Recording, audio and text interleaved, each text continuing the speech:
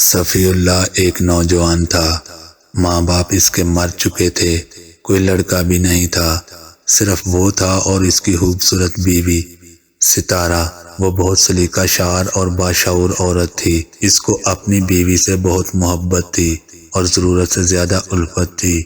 ایک دن کی جدائی اس پر گراں تھی اور اسی محبت نے اسے تلاش معاش پر نکلنے سے باز رکھا، یعنی وہ گھر پر ہی رہتا اور کام پر نہیں جاتا تھا۔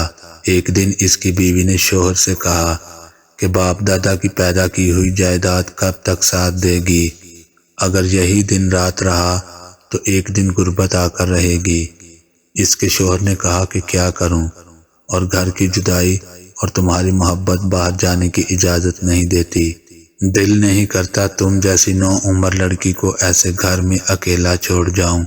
اس کی بیوی نے کہا کہ زمانے کا یہی دستور ہے کہ مرد کو باہر نکلنا پڑتا ہے تلاش معاش کے لیے۔ تمہارے جیسا خیال اگر ہر کسی کو ہو جائے تو دنیا بند ہو جائے۔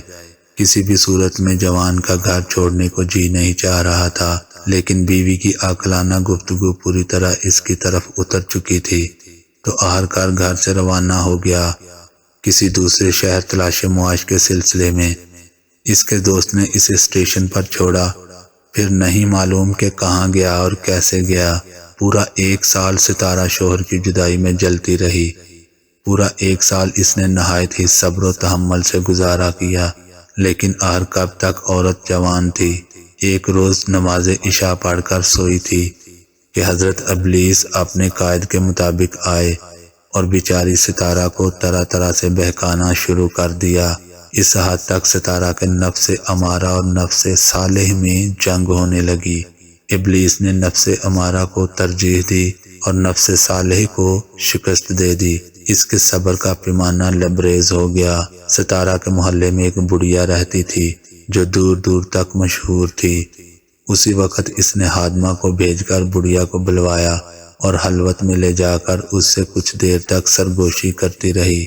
بڑھیا تو بلانے کے ساتھ ہی سمجھ گئی کہ میں کس مقصد کے لیے بلوائی گئی ہوں۔ ستارہ نے اپنی خواہش بیان کی، ساتھ یہ بھی کہا کہ جوان ہو اور اعلیٰ ظرف ہو تاکہ میرے راز کو افشا نہ کرے۔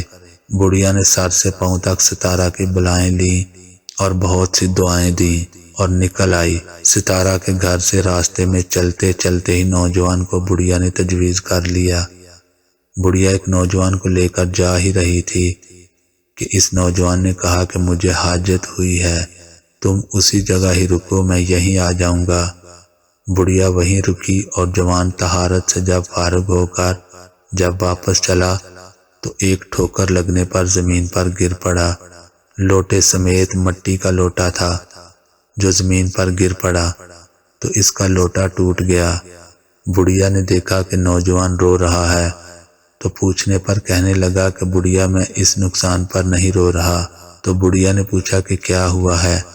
تو نوجوان نے ایک چیخ ماری، 14 سال سے یہ لوٹا میرا ہم راز تھا، کسی نے آج تک میرا سطر نہیں دیکھا، ورنہ یہ تو میں بھی جانتا ہوں کہ بازار میں اچھے سے اچھا لوٹا مل جاتا ہے۔ اتنا کہہ کر وہ چلتا بنا اور بڑھیا ناکام ہو کر اپنی راہ پر چلی۔ جب گھر پہنچی تو ستارہ بے چینی سے اس کا انتظار کر رہی تھی۔ ستارہ خوشی سے اچھل پڑی کہ بڑھیا کوئی شکار ڈھونڈ کر لائی ہے اس کے لیے، مگر بڑھیا نے کہا کہ صبر کے ساتھ اطمینان بھی رکھو، آج شکار مل تو گیا تھا مگر تقدیر کو کچھ اور ہی منظور تھا۔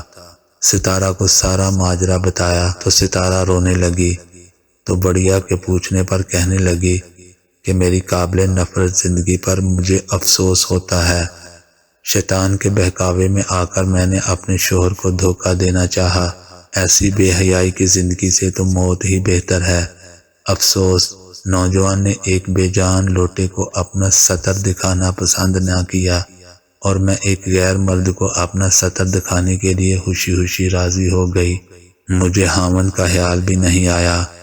تو اس ستارہ نے توبہ کی اور دونوں ہنسی خوشی زندگی بسر کرنے لگے، اور اس ستارہ کے طفیل بڑھیا نے بھی توبہ کی، اور توبہ کرنے پر اللہ نے اس بڑھیا کے ایسے رزق کا انتظام کر دیا کہ وہ حیران رہ گئی۔ ستارہ کا شوہر بہت پیسے کما کر لایا اور اس کا شمار شہر کے امیروں میں ہونے لگا، تو ستارہ کی مدد کرنے کے لیے گھر کے کاموں میں اس بڑھیا کو بلوایا اور اسے کام پر رکھ لیا۔ اس طرح وہ ہنسی خوشی اپنی زندگی بسر کرنے لگے۔